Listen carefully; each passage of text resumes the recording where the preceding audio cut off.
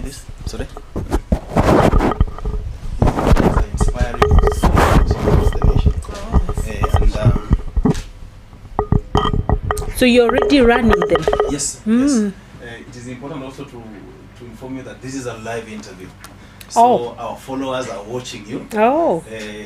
Yesterday more than 2,000 people followed your cake event at the party, as much as it was short. Wow.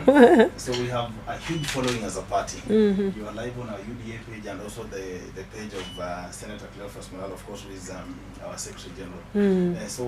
Governor, we wouldn't want to take much of your time. Yes. Because being here for 1 hour, we realized actually you are very busy. Probably that's the reason why your county is number one.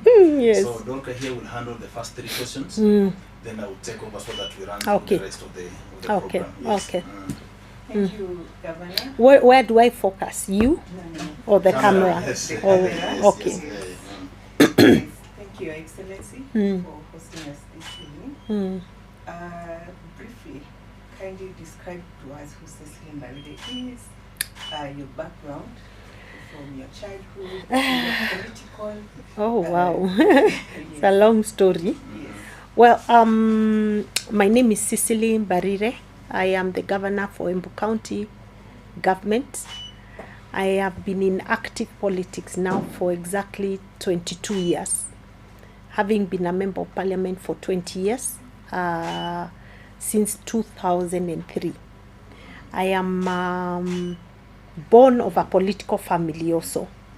My father used to be a member of parliament in Embu, and perhaps that is where my inspiration came from.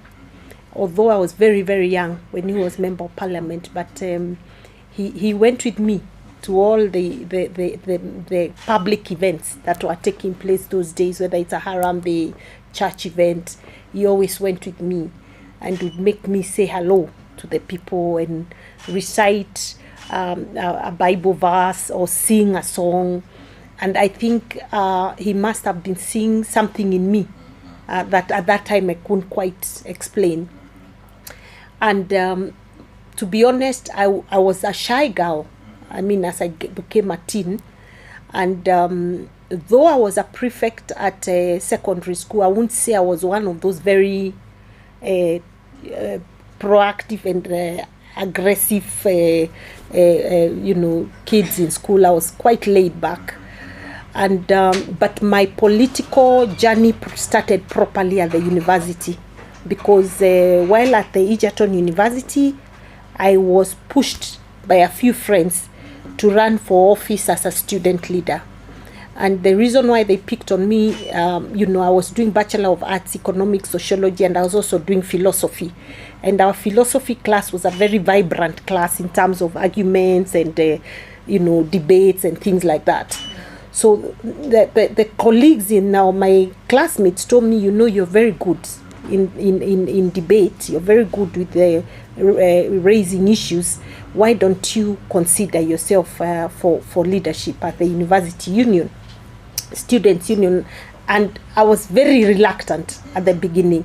But I remember one of my roommates then also really pushed me. She said, Cec, you're really good in this thing. Why don't you try it out? And I did. And I won. Then, I was assistant organizing secretary. And then after 1 year, I then became the vice 2007 under PNU.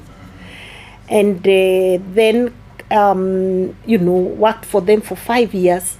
And my biggest commitment then was provision of water, which was a huge commitment. I didn't achieve it 100%, but I would say to date, the water people in Runyenjes are using, a lot of it came in my time. And at least the water companies were working, and I was glad that I was able to mobilize resources from within CDF and outside CDF through the ministry, and I was able to do quite a bit of water works in Runyenjes. And then I was re-elected again in 2013, now on TNA party. you realize I never was at any one time in the same political party. Yes. I mean, I kept changing with the changing times and changing political fortunes.